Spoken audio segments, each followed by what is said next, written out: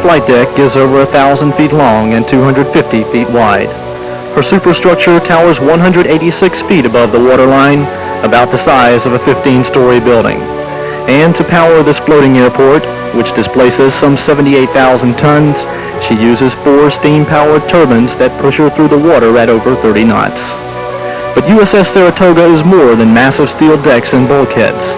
She is a powerful symbol of America's strength and commitment to peace. She is the first line of battle in our nation's maritime defense strategy.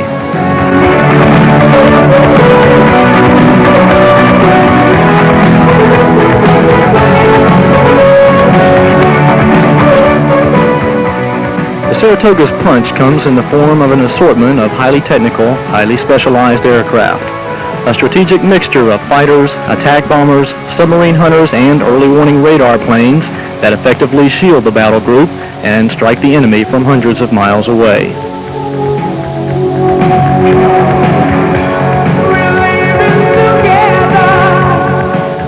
The F-14 Tomcat is the carrier-based combat fighter. The A-7E Corsair and A-6 Intruder are the attack bombers, capable of carrying thousands of pounds of bombs to great distances. The KA-6D tanker is used to refuel the planes in flight for extended range missions. The EA-6B Prowler jams enemy radar using the latest in electronic warfare tactics. The S-3 Viking is used for anti-submarine warfare, eliminating a major threat to the battle group. The E-2C Hawkeye acts as a high-flying radar station, operating many miles from the carrier to detect any long-distance threats.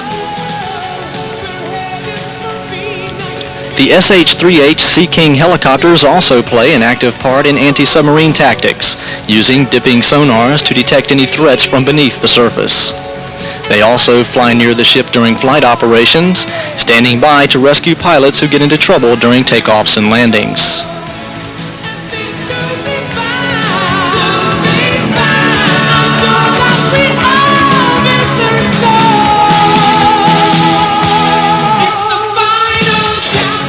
On the flight deck itself, every move is carefully planned and orchestrated.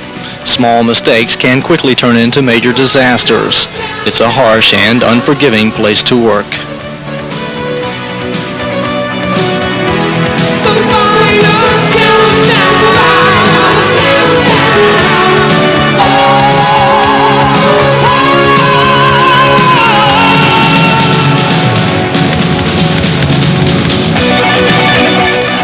The carrier's angled flight deck permits simultaneous takeoffs and landings. Aft of the superstructure, or island, jets approach the moving carrier at speeds up to 140 knots. A tail hook on the plane catches a wire cable and you're jerked to a halt in about 2 seconds. Up forward, the planes are hooked onto steam-powered catapults and flung off the deck. You go from 0 to 160 knots in about 2.5 seconds.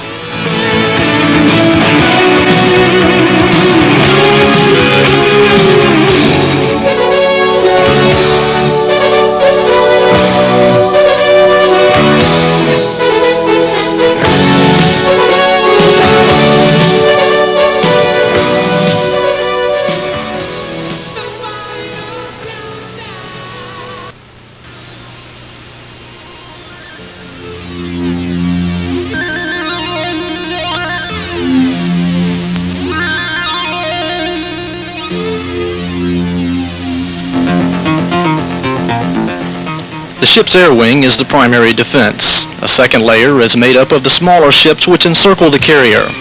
The third line of defense comes from the Saratoga's Sea Sparrow missile system. 3 of these mounts are capable of taking out targets that close to within 7 miles of the ship. 2 Vulcan Phalanx close-in weapons support systems provide the final obstacle to an incoming threat. This gun, based on the Civil War Gatling gun, has 6 revolving barrels that spit out a devastating 3,000 rounds per minute.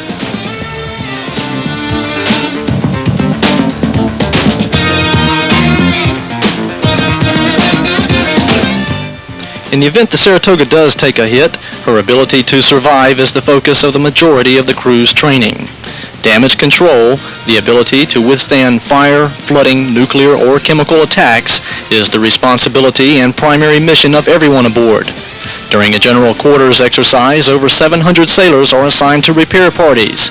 Their mission, save the ship.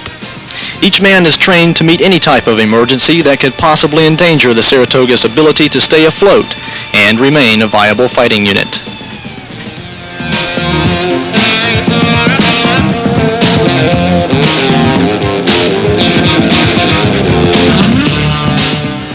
The entire concept of the aircraft carrier relies on one vital function, her mobility. The ability to transport its powerful air wing to any point on the globe is her most versatile weapon and her best defense.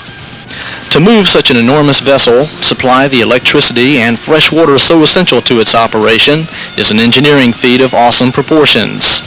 With the tanks topped off, the Saratoga carries over 2.5 million gallons of fuel oil, and steaming at 15 knots burns about 4,000 gallons an hour. She generates enough electricity to power 12,000 average American homes per day, and her saltwater condensers produce about 390,000 gallons of fresh water daily. The men who work below the waterline, in spaces that are dangerous, hot, and dirty, are a breed apart. Their world is one of massive engines, supercharged steam lines, and bone-crushing machinery. They are the last to leave the ship and the first to return aboard.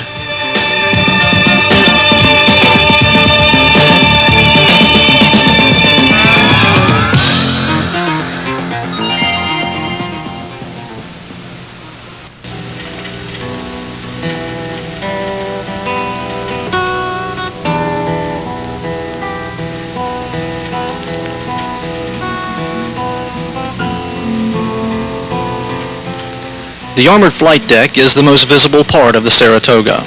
The life of the ship, her spirit and soul, is contained beneath that spectacular staging area. Below decks, 5,000 sailors live and work and carry on a life at sea that is at best demanding and always difficult. You are separated from friends and family for months at a time. Day turns into night within this traveling city at sea that never sleeps, never stops. It's a Spartan-like existence where time is measured not by hours, but how much work needs to be done. On a good day, you work 12 hours. Leisure and relaxation are luxuries you soon learn to appreciate. There are no weekends off.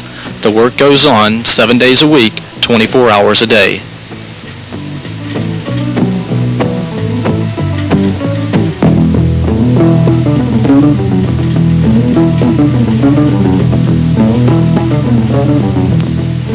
Within the cavernous confines of the supercarrier, a society in itself exists.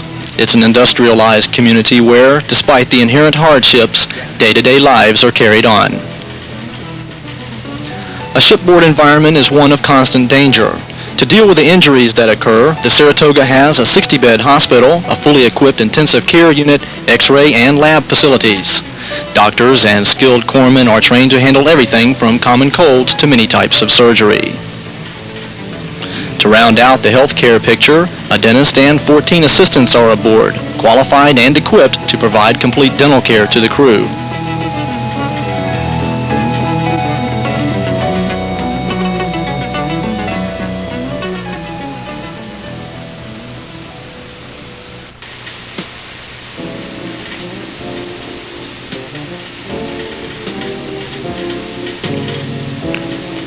There are 4 ship stores that carry up to 100,000 line items, everything from toothpaste to tape players. The ship's laundry handles up to 2,400 pounds of clothes per day, and 2 barber shops help keep the crew looking squared away. Food is always important to sailors, and the Saratoga has award-winning mess decks. There are 7 dining facilities aboard that serve about 10,000 meals a day. That works out to almost 700 gallons of milk, 400 loaves of bread, and 1,000 pounds of potatoes, day in, day out. And like any large population center, the Saratoga has its own post office, which processes around 5,000 pounds of mail a week. The dispersing office is the shipboard equivalent to the local bank, where the crew cashes checks and gets paid. There is a chapel on board, which has services 7 days a week while at sea. The ship's chaplains provide counseling and spiritual assistance for all denominations. The chaplain's office also runs a library where sailors can relax and enjoy some rest from the day's hectic routine. Keeping the crew entertained and informed is accomplished through the Saratoga's own closed-circuit television station. 3 channels are operated at sea, which provide the crew with taped television shows, movies, and a nightly news production. WSAR Radio features syndicated taped DJ shows, as well as drawing on its own library of over 10,000 albums. A daily newspaper is also produced to keep the crew abreast of world events. Physical fitness is a vital part of the overall readiness of the ship. Fitness is stressed throughout the Navy, and the sheer size of an aircraft carrier enhances the opportunities for sailors to develop and maintain a fitness program. Joggers are a common sight in the massive hangar bays, and the ship even has its own weight rooms. Saratoga has her own police and security forces. A Master-at-Arms force handles internal discipline and conducts investigations.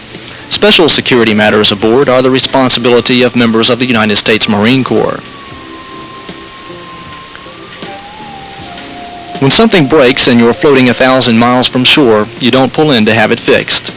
The ability of a ship to remain at sea for extended periods of time relies heavily on the men who repair and maintain the equipment. Aircraft components and sensitive instruments are essential to the ship's mission. Engines that break, communications gear that fails, even the TV sets aboard require trained men to bring them back online. It's all just a part of fleet readiness. Another aspect of that readiness is supply lines, the ability to restock and refuel the ship at sea. In one of the most dangerous evolutions Navy ships undertake, fuel, food, personnel, and equipment are transferred via high lines stretched between 2 moving ships. High winds and heavy seas aren't reason enough to cancel this vital function. It just takes a little longer.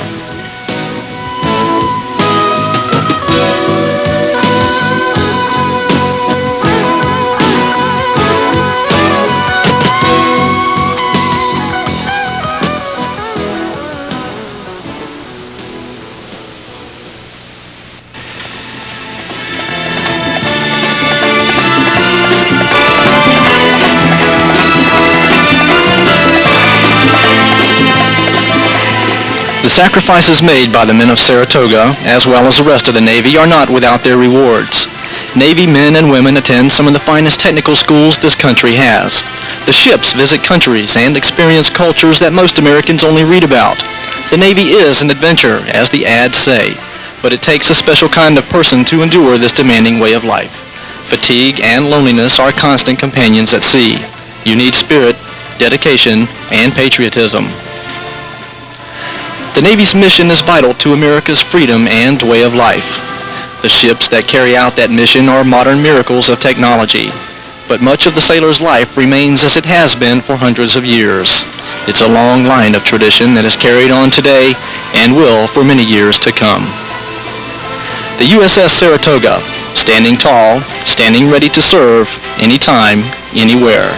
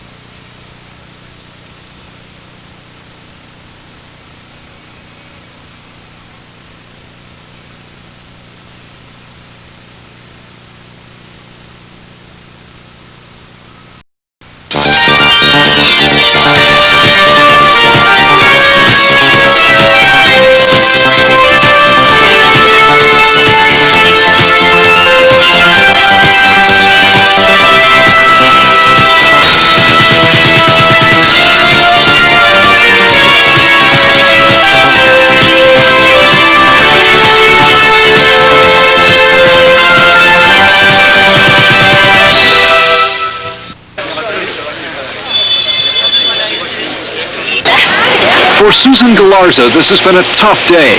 Her husband is aboard the Saratoga, his first time at sea. Well, I worry about him. Well, just hope he's safe. He said that there's going to be a lot of boats out there, so he's pretty safe. So I guess he's right. I'm just really scared. Just don't want him to leave. The sailors and airmen of the Saratoga and 14 escort ships are headed for the Mediterranean. The Navy calls it routine, but here in Mayport, Navy families know it can be dangerous.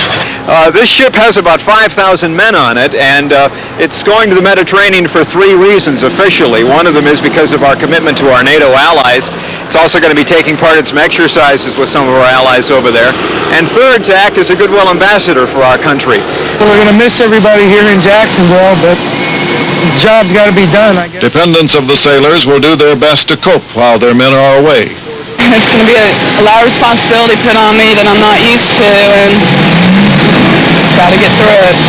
It'll be rough, but we'll do it somehow. For many of those who serve aboard the Saratoga, it's no different than previous missions. This was 6th time over there, and this ain't gonna be no different from any other. The Saratoga is scheduled to be on tour about 6 months. As it sailed off today, the wife of one sailor said, "All we can do now is hope and pray." Bill Whitaker, CBS News, Mayport, Florida.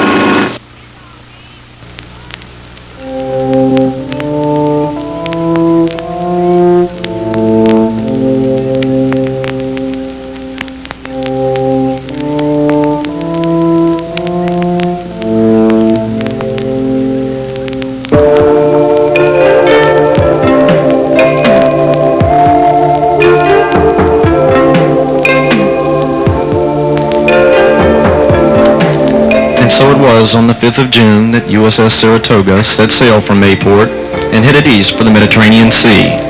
It was a day of mixed emotions for the crew, sadness over leaving friends and family, but also a feeling of relief as the months of intensive training and sea trials had at last culminated in MedCruise 87.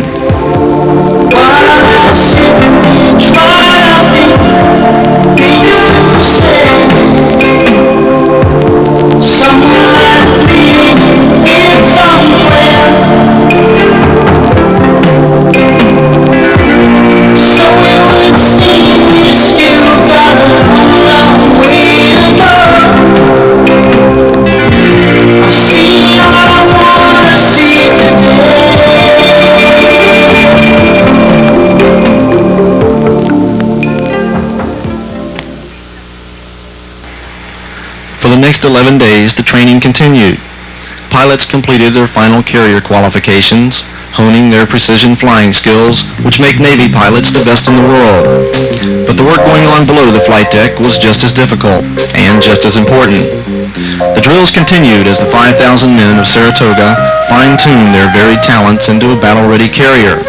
Hearts and minds were still on the pier in Mayport, but a busy schedule quickly focused our attention on the business of operating aboard a deployed aircraft carrier.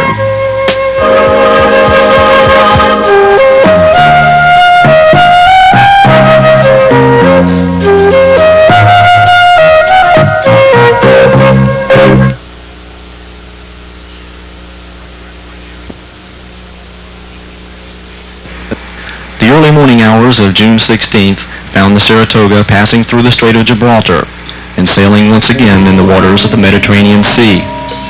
We quickly rendezvoused with the USS Kitty Hawk off the coast of Rota, Spain, for the changing of the Mediterranean Guard. The Kitty Hawk began her well-deserved trip home, and Saratoga assumed her role as America's principal guardian and first line of defense in the Med.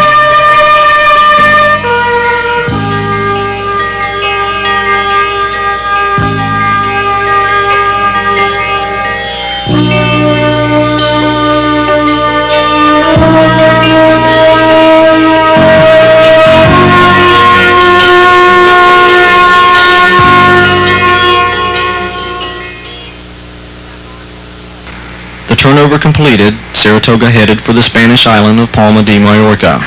Well, I never been to Spain, but I kinda like the music. See, the ladies are insane there. After 17 days at sea, Liberty boats were a welcome sight. For many, Palma was the first taste of European lifestyle. The island resort offered everything from ancient castles to beautiful beaches.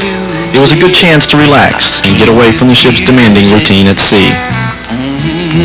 Well, I've never been to England, but I kinda like the Beatles.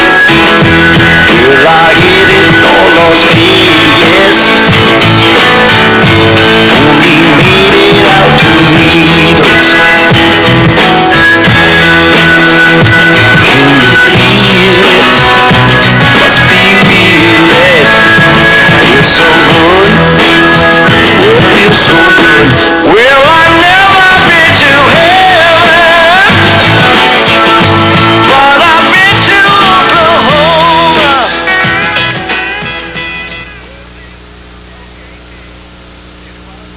Saratoga sailors, as usual, went that extra mile in Palma. A group of 30 Saramen donated their liberty time to help bring a little joy into the lives of some local orphans. With food and drinks donated by the ship's Chief Petty Officers Association, the sailors extended a hand of friendship and warmth to some children whose lives were in need of both. Go ahead.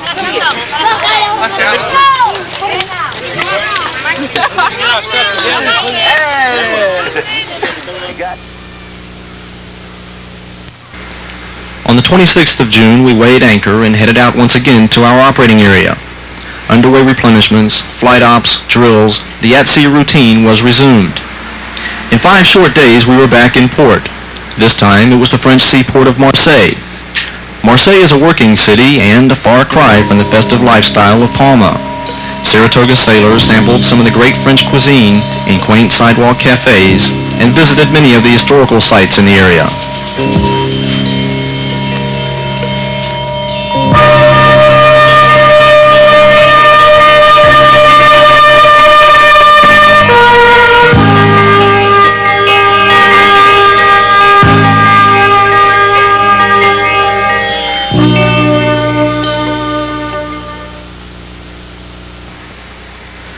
It was appropriate that Saratoga was in a French port for the 4th of July.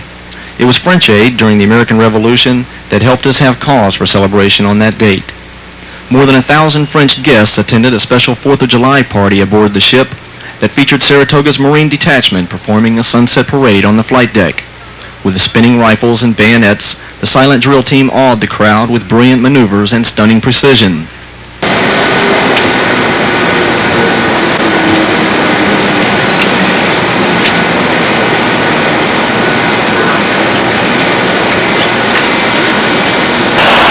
My part in the parade was a rifle inspector. I'd come out in front of the drill team and inspect 2 people out of it. And we'd go on through that, and after that we'd march off. I would say Marseille wasn't as great as the other ports because their beaches wasn't really beaches, it was more like piers. And the other ports, I really enjoyed the beaches. But I don't know, Marseille was a nice port.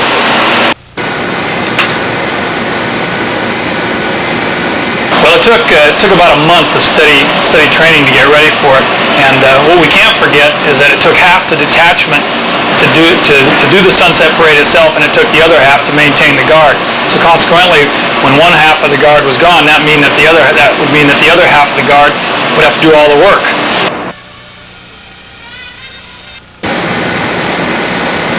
Well, actual drill hours, they would drill. If they were not a rifle inspector and just within the routine, they would drill at least a minimum of 8 hours. And of course the rifle inspectors would drill an extra 2 to 3 hours.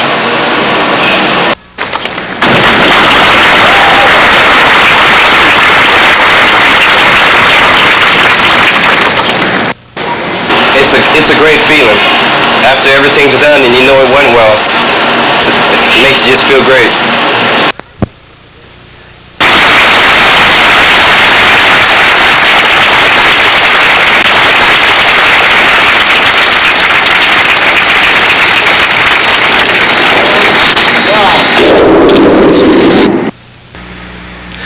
Marseille was the first of 2 French ports the Super Saro would visit during July as part of Operation Friendship.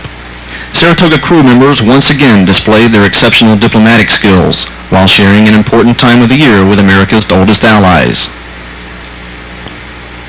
A ship-sponsored picnic highlighted the 5-day visit to Cannes. 300 Saratoga sailors attended the party at La Canée Park, which premiered the ship's band, The Limit. It was a cultural exchange with a distinctively American twist, rock and roll.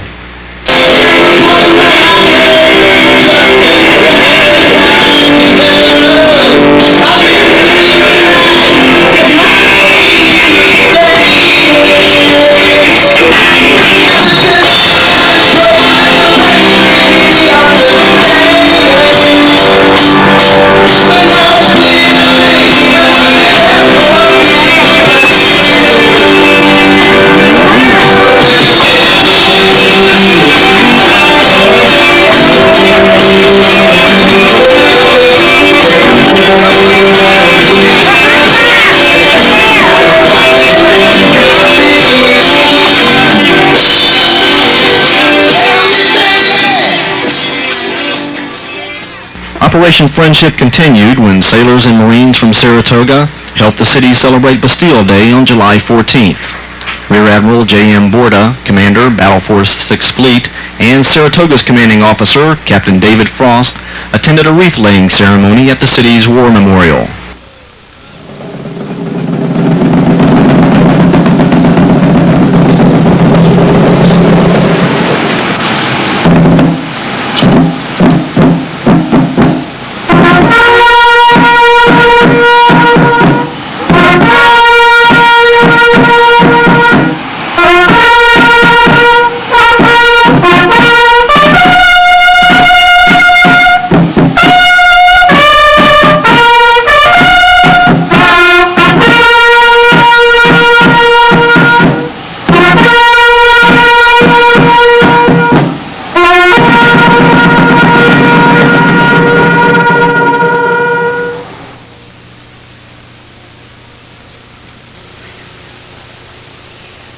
Cannes, France was nice. It was a very relaxing port. Yeah, it was quite, I mean, I didn't feel like I was rushed there. You know, like some ports you go to, you feel like you have to rush and run through them. Now, this one was very nice, very relaxed. The people were very friendly. It seemed like they were more than, they go out of their way to help you find things.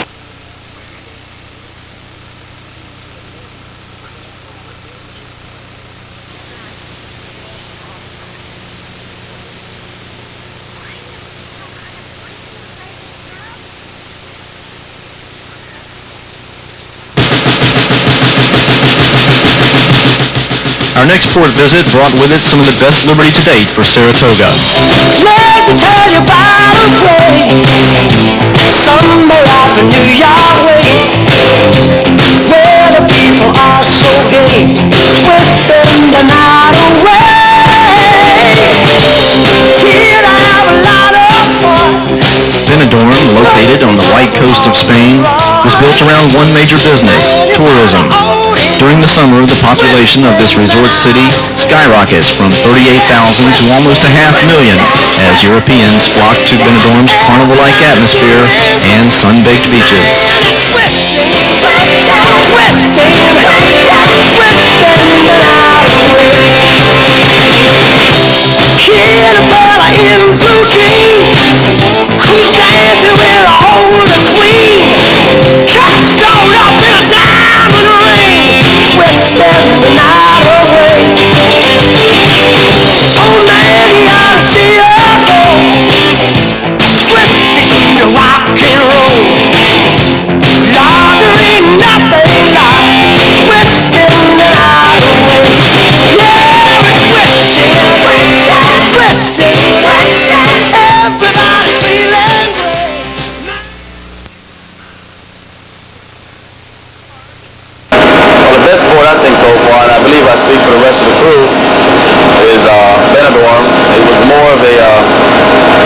Resort town, more better beaches. I think the shopping was outstanding. Club, the nightlife, excellent. That's like the best port so far was Benidorm. Well, I enjoy walking around the city, meeting the people, and the people are quite friendly. Just laying out on the beach and having a good time. I think I enjoyed Benidorm the most. Why is that? Because there was a real wide open town. Everybody was there to have fun. Everybody there was on vacation for what they call holidays here in Europe, and Basically, every night you can go out and find somewhere to go. People are out all night. There's never a boring minute. You always find something to do, nice food to eat, people to meet. Well, the best sport that I enjoyed so far is Benidorm, Spain. And the reason I enjoyed it because I'm from Dallas, Texas, and we don't have beaches down there. And they had quite a few beaches, you know, and the beaches were really nice, things of that nature. They had nice restaurants, you know, a lot of nice places to go. And it was a great port, you know, a great port visit. Over half of the cruise has passed, and each day away is just another closer to home. Mail call is still the best part of the day. Letters from home help span the distance and ease the burden of being so far away. The long days and nights at sea pass. Work fills the void in our lives, once filled by family and loved ones. We are one in our mission aboard Saratoga, but also united in our desire to once again be home.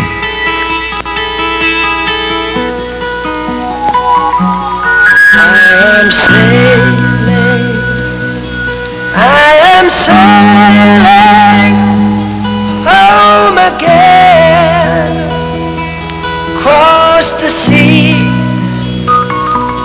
I am sailing stormy waters to be near you, to be free.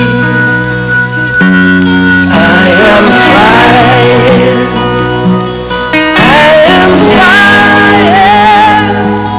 like a bird across the sky. I am flying, passing by clouds to be near you, to be free.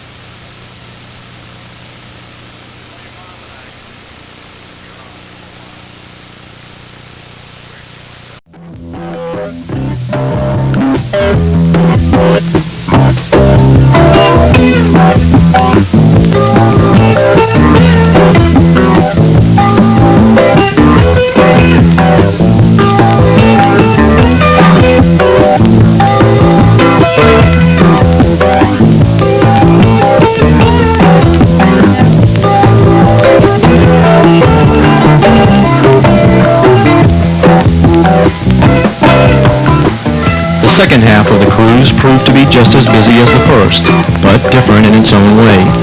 The Saratoga and her men visited some of the ports most commonly and least commonly visited by Sixth Fleet ships. We also held important exercises with our allies and friendly nations, and Saratoga explored some of civilization's great historical sites.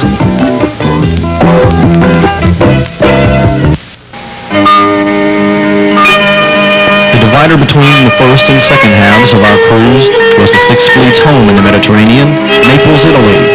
Once one of the largest cities in Europe, it's still one of the largest concentrations of Italian people who both live and work there. Traditionally a working port for the U.S. Navy, Naples is where we take care of stores and clear up a lot of business. Despite the industrialized atmosphere of the port area, many sailors found time to enjoy the surroundings of this southern city and her countryside which bask in the summer sun.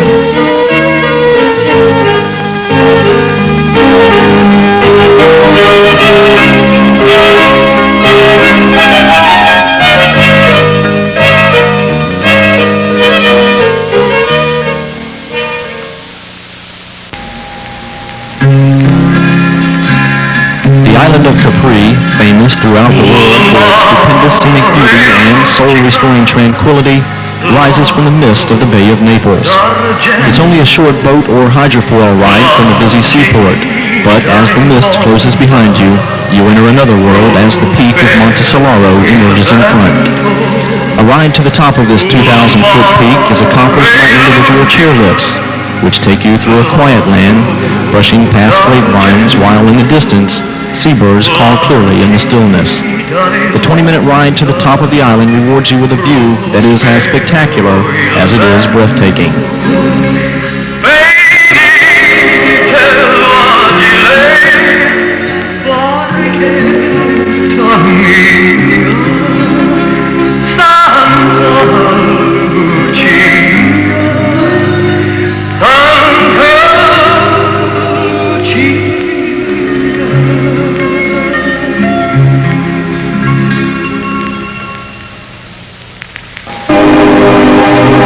Sailors bypass this timeless beauty to enter another time, a time of gracious villas and fearless gladiators, of quiet courtyards with small pools. Shaded streets and noisy thoroughfares were all a part of a thriving town in a vigorous empire, until the slumbering giant awoke and found it was strong. Pompeii, the busy, noisy, sprawling seaport and resort of the Romans, is quiet now, because more than 1,900 years ago, Vesuvius suddenly rained down ash and cinders and buried the town. It lay only as a half-remembered place for centuries until rediscovered a couple of hundred years ago. Constant excavations have revealed her now, and tourists, archaeologists, and American sailors can again walk her streets. Quiet though they are now, those of the past speak to us, if we listen.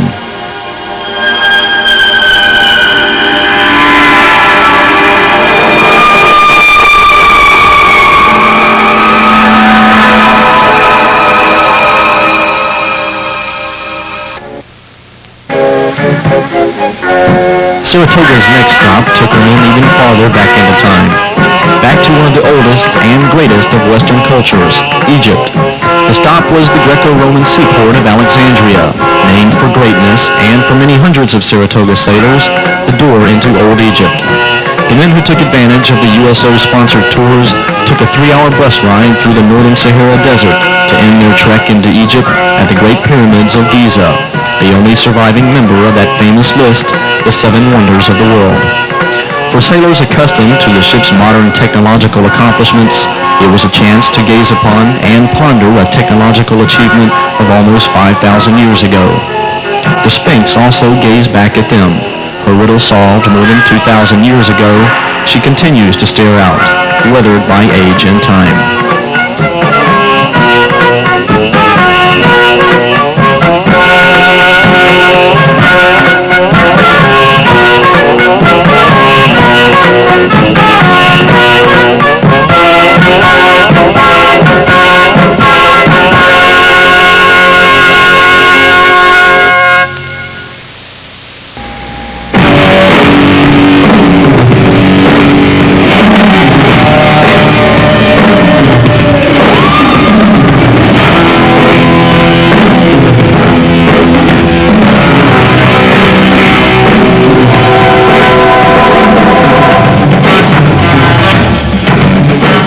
Returning to the present, we left Alexandria and put back to sea for Operation Bright Star, an American-Egyptian exercise designed to increase our Navy's understanding of each other and to increase our ability to work and fight together if needed.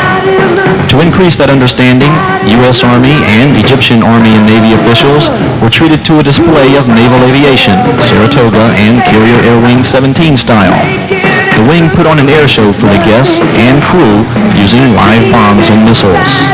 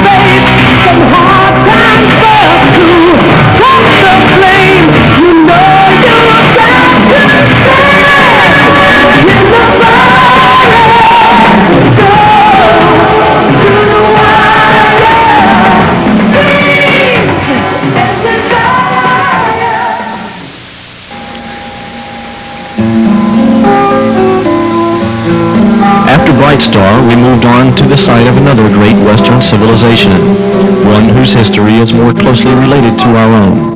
Greece, whose name is synonymous with Western culture and civilization. Saratoga pulled into Athens for several days, which gave her sailors a chance to walk near the ghosts of such great men as Socrates, Plato, and Aristotle. Unfortunately for most of the sailors, the heart of the ancient city of Athens, its imposing hill of the Acropolis, was closed for most of our visit by one of the more modern characteristics of a democratic society. The birthplaces of democracy were closed because of a strike. However, many of the ancient ruins, as well as sites of medieval and modern Greece, were open, including the tomb of the unknown soldier with its traditional honor guard, and the National Gardens, which are maintained today in all their resplendent beauty.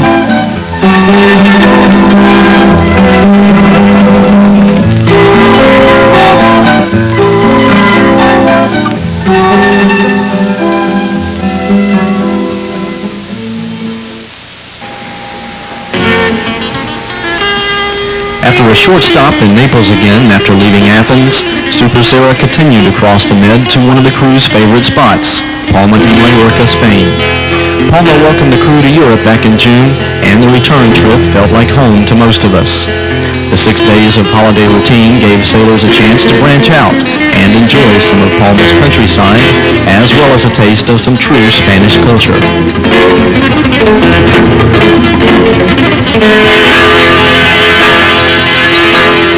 A trip to nearby Soler and a local glass-blowing factory gave sailors a chance to see and buy beautiful hand-blown glass products made by the skilled craftsmen.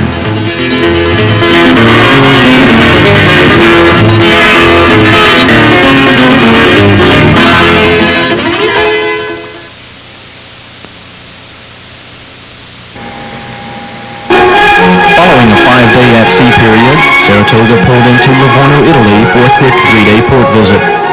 Although there wasn't a lot of time for liberty here, a few daring souls jumped trains and ventured to nearby Florence, the heart of the Italian Renaissance. For those interested in the classical art forms of the period, Florence was a dream come true.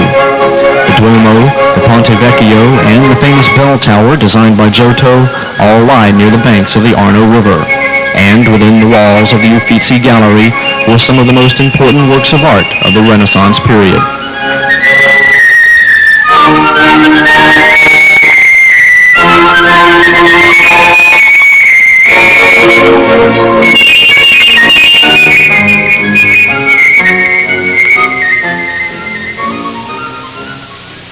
21st of September, Saratoga weighed anchor for a month-long NATO exercise, Display Determination, during which the Allied naval forces would flex their muscle and practice maneuvers critical in fighting a war in the Mediterranean Sea. The importance of a unified command exercise and Saratoga's key role in the war games were emphasized when the Supreme Allied Commander of Europe, General John Galvin, visited the ship and addressed the crew on the ship's TV station. Ever since Europe was an entity that you could call Europe, that is for about the last 400 years, there has never been 40 years of peace, and we got it now. And I say we got it because of the kind of things you're doing out there, day in, day out, night in and night out. Even as we trained and worked, there came a day dedicated to fun in the sun. The wing chalked and chained their aircraft, the ship slowed in the water, and most of the crew spent the day relaxing or enjoying the many sporting events that were scheduled. Basketball, wrestling, boxing, and listening to the ship's band, The Limit, was the plan of that day.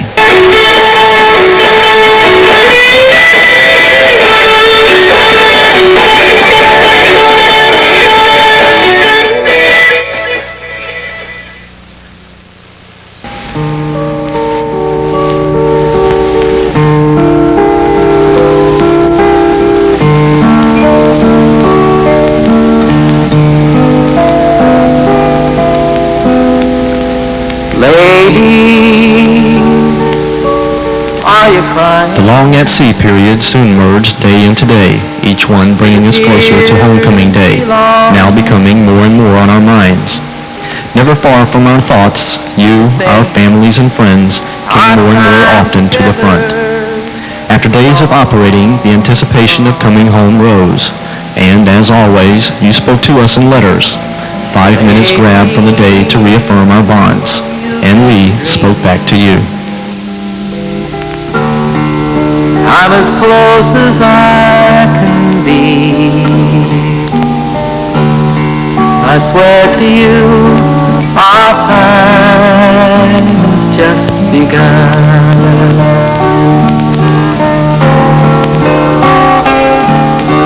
Close your eyes, rest your weary mind.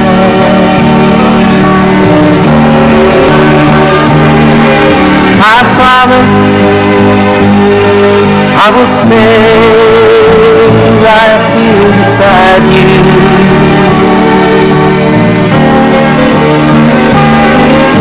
Today our lives were joined, became entwined. I wish you could know how much I love you, lady. Are you happy? Do you feel the way I do? Are there meanings that you've never seen before?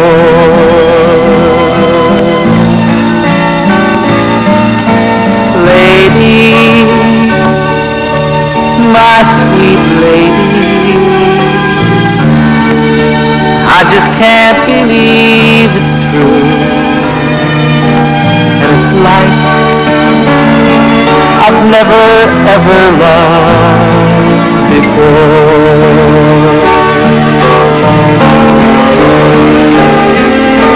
Close your eyes and rest your weary mind.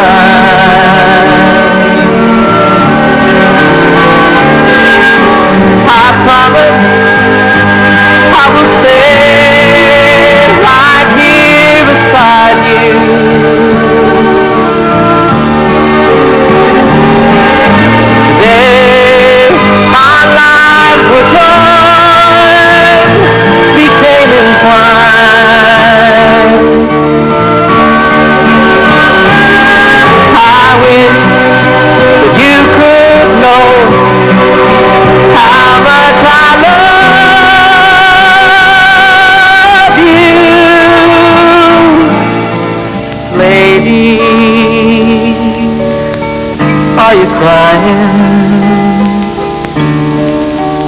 tears belong to me. Did you think our time together was all gone? Baby, my sweet lady, I'm as close as I can be. I swear to you, our time has just begun.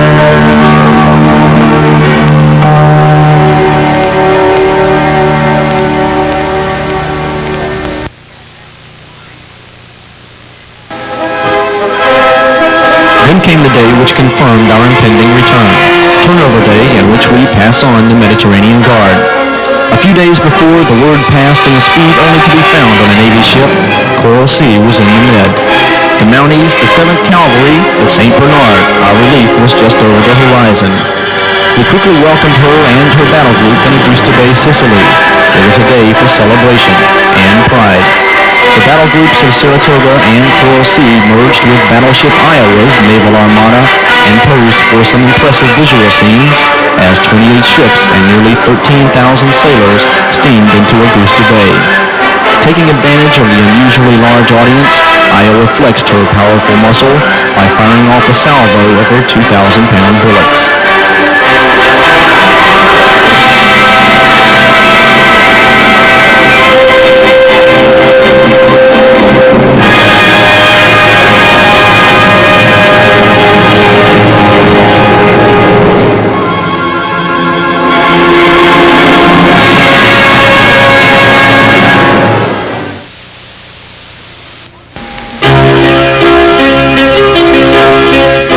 We still have work to do, and the job is not yet over. But the best part is just around the corner. Home. You know I'm a dreamer.